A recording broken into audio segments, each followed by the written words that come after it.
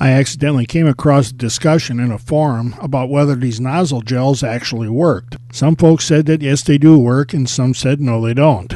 All I could say for sure is I don't know. So I went and got some, and now we're going to find out. The whole idea of the nozzle gels is that they're supposed to protect the nozzles and contact tips from the buildup of spatter.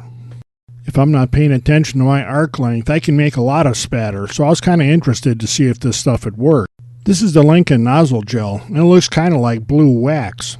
It really doesn't have a smell, and it's supposed to be safe for the environment, so I had my doubts that it could actually work. Before we started, I replaced the nozzle and the contact tip on my gun. Those already had a bunch of spatter on them, and I wanted to be able to see if this gel was keeping the new spatter off or not. I've been getting pretty quick at making this change anyway, since I've done it quite a few times. There's nothing wrong with my Lincoln ProMag 180 welder. The extra spatter comes from me not paying attention and stretching the arc out too much. With the gun rebuilt, I can go back and start welding again. At first I thought I could get this test done all in one day, but as it turned out, this test lasted over 5 days. The instructions say to dip the hot parts into the nozzle gel as needed, so the first thing I had to do was get them hot. And with the gun hot, I dipped it in the nozzle gel and would go back to welding. The nozzle gel doesn't seem to be adding any kind of smell to the welding, and it's not changing the weld itself at all. A couple of times immediately after dipping the nozzle, when I went back to welding, the arc would sputter just for maybe a second, and then it cleared right up and went back to normal.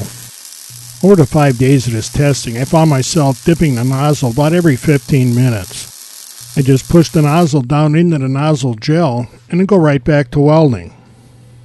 Sometimes I think I got too much of the nozzle gel on it, and when I went back to welding, there'd be a little flash of smoke or steam when that burned off, but then it went right back to welding like it always did. And here's the gun with all those new parts on it after 5 days of welding using the Lincoln Nozzle Gel. There's just a couple little bits of spatter on there, and I found out later that those fall off with a little brush. This is the nozzle I removed before the test, and it only had about 4 hours of welding on it. And holding them together here, you can see the difference, and you can see that shiny black coating that's on the new one. I'm holding the old contact tip next to the new one that's on the gun, and you can see the new one's got that shiny black coating, but hardly any spatter at all.